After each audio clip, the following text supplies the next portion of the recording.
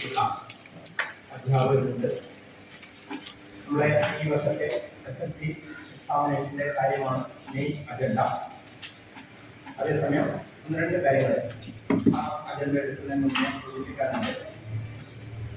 നമ്മുടെ കൗമാര വിദ്യാഭ്യാസത്തിന് വേണ്ടി ആദ്യം ഗവൺമെന്റ് സ്കൂളുകൾക്ക് 2 ദിവസത്തെ ട്രെയിനിങ് നൽകിയിട്ടുണ്ട് അവിടെയുള്ള സാധ്യത അധ്യാപകർ.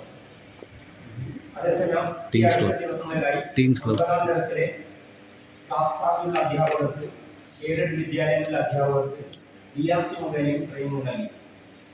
അപ്പോൾ അതുമായിട്ട് ബന്ധപ്പെട്ട് ഗവൺമെന്റ് എയ്ഡഡ് വിദ്യാലയങ്ങൾക്ക് 5000 രൂപ വീതം അക്കൗണ്ടിലേക്ക് ട്രാൻസ്ഫർ ചെയ്തിട്ടുണ്ട്. അത് അക്കൗണ്ടിൽ എത്തുമെന്ന് പറയാൻ പറ്റില്ല, കാരണം ട്രഷറിന്ന് പാസ്സാകുന്നതിനനുസരിച്ചിട്ടാണ് വരിക. അപ്പോൾ എന്തായാലും ആ തുക കുട്ടികളുടെ കൗമാര വിദ്യാഭ്യാസ ക്ലാസുകൾ നടത്തുന്നതിന് ഉപയോഗിക്കണം. നമുക്കറിയാം ഈ പ്രായം സൂചിപ്പിച്ചതുപോലെ മോട്ടിവേഷൻ നൽകേണ്ട പ്രായമാണ്. അതേസമയം വഴിതെറ്റി പോകാതിരിക്കാൻ അവരെ നല്ല രീതിയിലേക്ക് കൊണ്ടുവരാൻ ക്ലാസുകൾ അത്യാവശ്യമാണ്. നമ്മുടെ ദിവസവും ക്ലാസ് എടുക്കുന്ന അധ്യാപകർ പറഞ്ഞത് ചിലപ്പോൾ അവർ ഉൾപ്പെടണമെന്നില്ല.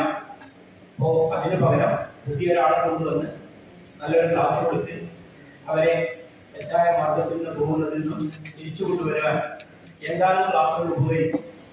ഒരു ക്ലാസ് കൊണ്ട് ചിലപ്പോൾ ഒരു കുട്ടിയെ ആയിരിക്കും മാറ്റാൻ പറ്റില്ല. അങ്ങനെയാണെങ്കിലും ക്ലാസ് നൽകണം എന്ന് സൂചിപ്പിക്കുകയാണ്. അതേപോലെ ലഹരി വിരുദ്ധ ക്ലബിന്റെ പ്രവർത്തനത്തിന് വേണ്ടിയും പരിശീലനം കൊടുത്തിട്ടുണ്ട്. പക്ഷെ അതിന്റെ ഫണ്ടൊന്നും അനുവദിച്ചിട്ടില്ല. അത് നമ്മുടെ തനതായ മെത്തേഡുകളിലൂടെ അതിനാവശ്യമായ ക്ലാസുകൾ നൽകേണ്ടതാണ്. പിന്നെ മറ്റൊരു കാര്യം, ഗിഫ്റ്റഡ് ചിൽഡ്രൻ പ്രോഗ്രാം നടന്നുകൊണ്ടിരിക്കുന്നത്. അതിനെ ഈ വർഷത്തെ പുസ്തക വിതരണം നടന്നു, ക്ലാസുകൾ നടന്നുകൊണ്ടിരിക്കുന്നു. ഒരു സ്റ്റഡി ടൂർ കോഴിക്കോടേക്ക് നടത്തിയിട്ടുണ്ട്. രണ്ടാമത്തെ സ്റ്റഡി ടൂർ ഈ 27-ാം തീയതി കോഴിക്കോട് NIT-യിലേക്കാണ് പോകുന്നത്. അവിടെ എക്സ്പോ നടത്തുന്നുണ്ട്. ആ എക്സ്പോ കാണുക എന്നതാണ് പ്രധാനപ്പെട്ട ലക്ഷ്യം. അത് വർക്കിംഗ് ഡേ ആണ്. കാരണം അവിടെ എക്സ്പോ നടത്തുന്ന ദിവസങ്ങളൊക്കെ വർക്കിംഗ് ഡേ ആണ്. നമുക്ക് പെർമിഷൻ തന്ന ദിവസം 27-ാം തീയതിയാണ്. ഒരു വിദ്യാലയത്തിൽ നിന്ന് 1 ചിലപ്പോൾ 5 വരെ കുട്ടികൾ ഉണ്ടാകാനുള്ള വിദ്യാലയത്തിൽ അതിൽ 10ാം തരത്തിലെ കുട്ടികളെ ഒഴിവാക്കിയിട്ടുണ്ട്. 8ലെയും 9ലെയും കുട്ടികളെയാണ് ഗ്രൂപ്പിൽ നിന്ന് താല്പര്യമുള്ള ചോദിച്ചറിഞ്ഞപ്പോൾ ഏകദേശം 42 കുട്ടികളാണ് ആ ക്ലാസ്സിലേക്ക് വരാമെന്ന് ഗ്രൂപ്പിൽ അറിയിച്ചിട്ടുള്ളത്. അത് 27-ാം തീയതി ആയിരിക്കും. ഇത് നിങ്ങളുടെ അറിവിന് നൽകുന്നതാണ്. കാരണം ആ ദിവസം ആ കുട്ടികൾ ക്ലാസ്സിൽ അറ്റൻഡ് ആകില്ല. അത് ഈ പ്രോഗ്രാമിന് പോകുന്നതായി. മറ്റു ദിവസം ഇല്ലാത്തതുകൊണ്ടാണ് വർക്കിംഗ് ഡേ തന്നെ എടുത്തിട്ടുള്ളത്. പിന്നെ ഇൻസ്പെക്ഷൻ ആയിരുന്നു. ഇൻസ്പെക്ഷൻ കുറച്ച് വിദ്യാലയങ്ങളിൽ ഡിസംബർ മാസത്തിൽ നടത്തിയിട്ട് അഗളി മേഖലയിൽ, അതേസമയം മണ്ണാർക്കാട് മേഖലയിലുള്ള കുറച്ച് വിദ്യാലയങ്ങളിൽ കഴിഞ്ഞ ദിവസങ്ങളിൽ ഇൻസ്പെക്ഷൻ പലശ്ശേരി, സമ്പാറ, പള്ളിക്കുറുപ്പ്, കല്ലടി, തെങ്കര,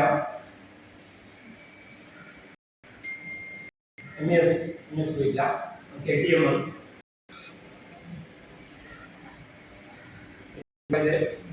മാണിക്കപ്പറമ്പ് പോയിരുന്നു. പക്ഷെ മാണിക്കപ്പറമ്പിലെ അന്നേ ദിവസം അവിടെ പ്രോഗ്രാമായിരുന്നു. ആ പ്രോഗ്രാമും പിന്നെ അവിടെയുള്ള ഈ പ്രൈമറിയും മാത്രമാണ് നിരീക്ഷിച്ചിട്ടുള്ളത്. അപ്പൊ അതുമായിട്ട് ബന്ധപ്പെട്ട 1-2 കാര്യങ്ങൾ. എല്ലാ വിദ്യാലയങ്ങളിലും SSLCയുടെ ക്ലാസ് പൂർത്തീകരിച്ചിട്ടുണ്ട്. നടന്നുകൊണ്ടിരിക്കുന്നത്. നമ്മുടെ ക്ലാസ് പോകുമ്പോഴേ ടീച്ചിങ് നോട്ട് ആണ്. ചില വിദ്യാലയങ്ങളിലെ ടീച്ചിങ് നോട്ട് കണ്ടിട്ടില്ല, ചില സമഗ്രയിലുണ്ട്. അപ്പൊ എന്തായാലും ഒന്നെങ്കിൽ സമഗ്രയില്ലെങ്കിൽ കയ്യിൽ ഒരു നോട്ട് വേണം. ടീച്ചിങ് ഇല്ലാതെ ക്ലാസ് അതിന് കുറവുകളുണ്ടാവും. കാരണം നമ്മുടെ മുന്നറിവ് നമുക്കറിയാം. 10 കൊല്ലം സർവീസിൽ അധ്യാപകനാണെങ്കിൽ എന്തായാലും എൻ്റെ മനസ്സിൽ അതുണ്ട്, ശരിയാണ്, ഉണ്ട്. പക്ഷേ ചിലപ്പോൾ ചില പോയിന്റുകളിൽ ടീച്ചിങ് ലോഡ് ഇല്ലെങ്കിൽ വിട്ടുപോകാം. കഴിഞ്ഞ വർഷത്തെ തലേ ദിവസം അല്ലെ 2 ദിവസം ഒരു ടീച്ചിങ് ലോഡ് എഴുതിയിട്ടുണ്ടെങ്കിൽ ഒരു കുറിപ്പ് എഴുതിയിട്ടുണ്ടെങ്കിൽ വിട്ടുപോകാൻ സാധ്യതയുള്ള ഭാഗം ഒഴിവാക്കും. കുട്ടികൾക്ക് കൃത്യമായിട്ട് ക്ലാസ് കിട്ടും. അതുകൊണ്ട് ടീച്ചിങ് ലോഡ് നിർബന്ധമാണ് എന്നുകൂടി ഓർമ്മിക്കും. കണ്ട ക്ലാസ്സുകൾ നിരീക്ഷിക്കുകയാണെങ്കിൽ സയൻസിന്റെ ക്ലാസ്സുകൾ കുറവാണ്. ഒരു ക്ലാസ്സിൽ പരീക്ഷണം നടത്താൻ, പക്ഷെ പരീക്ഷണം നടത്തിയിട്ടില്ല. ലെൻസിന്റെ ക്ലാസ് ആണ്, അത് എന്തായാലും പരീക്ഷണം നടത്താം. ക്ലാസ് കെമിസ്ട്രി ആയിരുന്നു, പക്ഷെ പരീക്ഷണം നടത്താൻ സാധ്യത, പരീക്ഷണത്തിൽ ചെയ്യാൻ സാധ്യതയില്ല. ഇപ്പൊ പരീക്ഷണത്തിന് ഉണ്ടെങ്കിൽ നിർബന്ധമായും പരീക്ഷ ഈ ക്ലാസ്സിൽ ഒരു ചെറിയ തരത്തിൽ അത് കാണിക്കുന്നില്ലെങ്കിൽ പിന്നീട് ചിലപ്പോൾ പറഞ്ഞു അത് കുറ്റമായി. അപ്പൊ എന്താ നടത്താൻ പറ്റുമെങ്കിൽ അത് നിർബന്ധമായി അത് കാണിച്ചെന്ന് പറയാം. അത് കാണിച്ചെന്ന് പറയുന്ന സാഹചര്യം അപൂർവം ഉണ്ടാകാവും. അപകടകരമായ പരീക്ഷകൾ ഉണ്ടെങ്കിൽ അത് മാത്രം നിർബന്ധമായ ക്ലാസ് തന്നെ കാണിക്കുക. ശാസ്ത്രമായിട്ട് ബന്ധപ്പെട്ടതാണ് ചെയ്യുന്നത്. പരീക്ഷണശാലകളിൽ സന്ദർശിച്ചിട്ടില്ല. കാരണം ഈ ടേമിൽ മിക്കവാറും വിദ്യാലയങ്ങളിൽ തീർക്കേണ്ടതുകൊണ്ട് ചെറിയ സമയം മുതൽ ഒരു സ്കൂൾ ശേഷം മറ്റൊരു സ്കൂളിൽ തന്നെ പോകുന്നതാണ്. ഇപ്പൊ ലൈബ്രറികൾ ലാബുകളും സന്ദർശിക്കാൻ ആവശ്യത്തിന് സമയം കിട്ടിയില്ല. ലൈബ്രറി ചില വിദ്യാലയങ്ങളിൽ സന്ദർശിച്ചിട്ടുണ്ട്. അങ്ങനെ സന്ദർശിച്ച വിദ്യാലയ ലൈബ്രറി നല്ല ലൈബ്രറി ഉണ്ട്, അതേപോലെ ഹാളുണ്ട്. പക്ഷേ കുട്ടികൾക്ക് ഇരിക്കാൻ ആവശ്യമായ സംവിധാനം അവിടെ ഇല്ല. അങ്ങനെ കൂടി ലൈബ്രറി ഉള്ള സ്ഥലങ്ങളിൽ, ഹാളുള്ള സ്ഥലങ്ങളിൽ കുട്ടികൾക്ക് ഇരുന്ന് ഫ്രീ പീരീഡ് വായിക്കണമെങ്കിൽ നമ്മുടെ ലൈബ്രറികൾ അലമാരകൾ അടച്ചിടുകയും ക്ലാസ്സിൽ ഫ്രീ പീരീഡ് വായിക്കാൻ പറ്റുന്ന മാത്രം എടുത്തു ചെയ്തു കഴിഞ്ഞാൽ കുട്ടികൾ ആ റാക്കിലുള്ള പുസ്തകങ്ങൾ മാത്രം എടുത്തു വയ്ക്കും. മറ്റു പുസ്തകങ്ങളും നശിപ്പിക്കുക. അത്തരൊരു ഉള്ള വിദ്യാലയത്തിൽ ഒരുക്കേണ്ടതാണ്.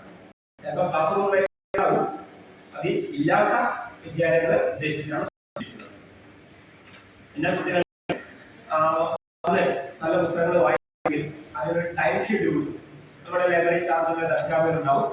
ആ കുട്ടികൾക്ക് ടൈം ഷെഡ്യൂൾ ലെങ്തി ടൈം ആയിരിക്കും. ആ ടൈമില് വന്ന് വായിക്കാനുള്ള സൗകര്യം ആ വിദ്യാലയത്തിൽ കണ്ടില്ല. കാരണം നമുക്കറിയാം, കോൺസെൻട്രേഷൻ നടത്താൻ അറിയാം, കുട്ടികൾ ഇരിക്കാനുള്ള സംവിധാനം ഉണ്ടോ, സംവിധാനം അവിടെ കണ്ടിട്ടില്ല. ആ സമയം നല്ല ലൈബ്രറി ഉണ്ട്. പിന്നെ ക്ലാസ്സുകളൊക്കെ മികച്ച ക്ലാസ്സുകൾ തന്നെയാണ്. ഒരു ക്ലാസ്സും പരാജയപ്പെട്ടിട്ടില്ല.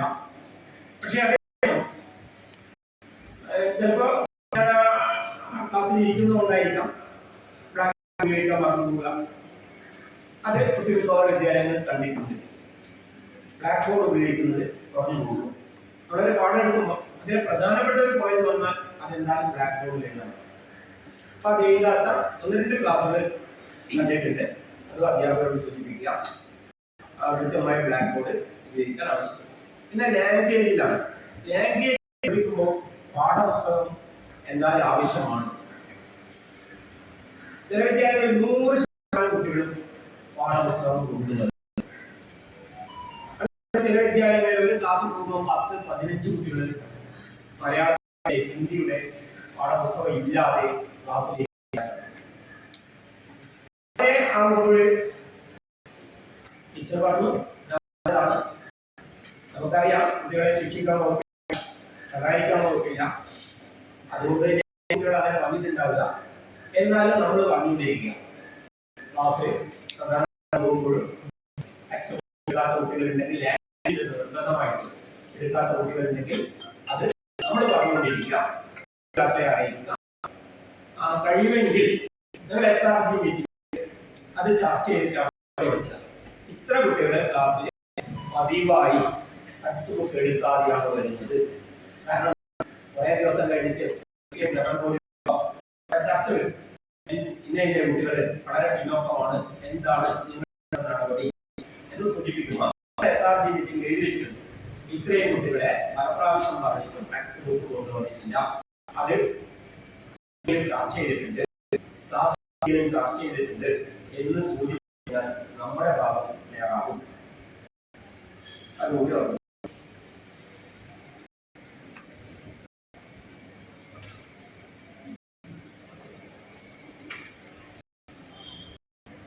പിന്നെ ക്ലാസ്സുകൾ കുട്ടികളെ അട്രാക്ട് ചെയ്യുന്ന തരത്തിലേക്ക് ഒന്നുകൂടി മാറണം. കാരണം മുന്നേ 45,000 പ്രൊജക്ടുകളാണ് ലാപ്ടോപ്പുകൾ ഹൈസ്കൂൾ ക്ലാസ്സുകളിലേക്ക് തന്നിട്ടുണ്ട്. പക്ഷേ ഞാൻ ഇതുവരെ ക്ലാസ്സിൽ ഒരു 3 ക്ലാസ്സിൽ മാത്രമേ ഉപയോഗപ്പെടുത്തുന്നതായി തന്നിട്ടുള്ളൂ. അപ്പൊ പരിതാപകരമാണ് ഇവയുടെ ഉപയോഗം. ചില വിദ്യാർത്ഥികൾ ആ ക്ലാസ്സിൽ കാണുന്നു. ഹൈസ്കൂൾ ക്ലാസ്സുകളിലേക്ക് ആവശ്യമായ തന്നിട്ടുണ്ട്. അധിക ഡിവിഷനുകൾ വന്ന സ്ഥലത്ത് മാത്രമേ പ്രൊജക്ടുകൾ ഇല്ലാതാൻ സാധ്യതയുള്ളൂ. കോവിഡിന് മുന്നേ ഉള്ള കാലഘട്ടത്തിൽ എത്ര അധിക വന്നോ അതിൽ ചിലപ്പോൾ ഉണ്ടാവില്ല. അതിന് മുന്നേ ആ ക്ലാസ്സിൽ പ്രൊജക്ട് സ്ക്രീനില്ലെങ്കിൽ സ്ക്രീനിൽ എന്തെങ്കിലും ഫണ്ട് തന്നത്, പക്ഷെ അത് ഉപയോഗപ്പെടുന്നതായിട്ട് കാണുന്നില്ല. ഒരുപാട് കംപ്ലൈന്റ് ആകാം. കംപ്ലൈന്റ് കഴിഞ്ഞ വർഷമായിരുന്നു അതിന്റെ ഗ്യാരണ്ടി അവസാനിച്ചത്. അപ്പോൾ തന്നെ വീണ്ടും ആനുവൽ മെയിൻ്റനൻസ് കോൺട്രാക്ട് ഉണ്ടാക്കിയിരുന്നു. പ്രൊജക്ടുകൾ രജിസ്ട്രേഷൻ നടത്താൻ പറഞ്ഞിരുന്നു. 2 വർഷത്തേക്ക് കൂടി ഉപയോഗം കുറവാണ്. ഒന്ന് പ്രധാനമായിട്ട് അതൊന്ന് സ്കൂളുകളിൽ ശ്രദ്ധിക്കണം. ക്ലാസ്സിലേക്ക് അട്രാക്ട് ചെയ്യുന്ന ഒരു മാത്രം നമ്മുടെ വിഷ്വലായിട്ട് നമുക്ക് പാടാൻ കഴിയാത്ത അല്ലെങ്കിൽ നമ്മളെക്കാളും കുറച്ച് നല്ലൊരു ക്ലാസ് കാണിക്കണം വെച്ചാൽ കാണിക്കണം. ഈ പ്രൊജക്ട് സംവിധാനം ഉപയോഗപ്പെടുത്താൻ പറ്റും. അത് ഉപയോഗപ്പെടുത്തുക. പരമാവധി വീട് പറ്റിയിട്ടില്ലെങ്കിൽ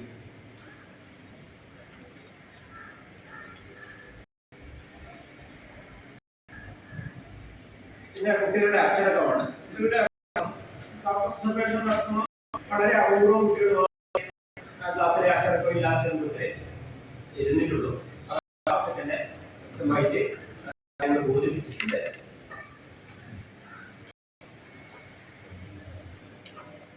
കാര്യങ്ങളാണ് ഇതുമായിട്ട് ബന്ധപ്പെട്ട് നോക്കിയിട്ടുള്ളത്. ഒന്നാമത് വേണം. പിന്നെ മിനിറ്റ്സ് നോക്കുന്നുണ്ട്.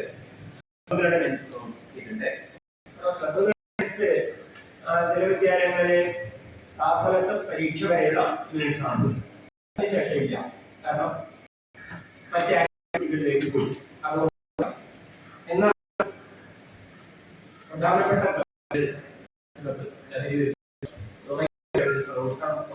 കൊണ്ടേയിരിക്കേണ്ടതുണ്ട്. പിന്നെ SRG ആണ്. SRG ചില വിദ്യാലയങ്ങൾ വളരെ കൃത്യമായിട്ട് എഴുതിയിട്ടുണ്ട്. അതേസമയം വിദ്യാലയങ്ങളിലെ പേരിന് SRG കൂടി എഴുതി മാത്രപ്പെട്ട് ബാക്കിയെല്ലാം ബ്ലാക്ക് ആയിട്ടാണ്.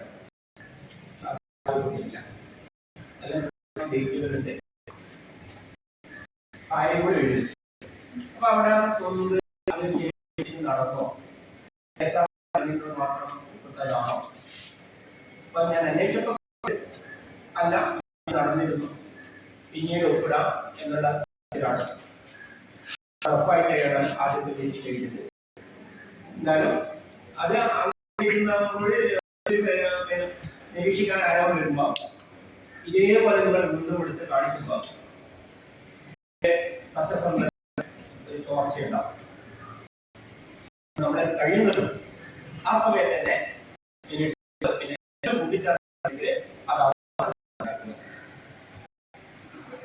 കഴിഞ്ഞ SRG മീറ്റിംഗിൽ എന്ത് തീരുമാനിച്ചോ നിൽക്കുന്ന കുട്ടികളെ കണ്ടെത്താൻ തീരുമാനത്തിന്റെ അടുത്ത മീറ്റിംഗിൽ ആ തീരുമാനത്തിന്റെ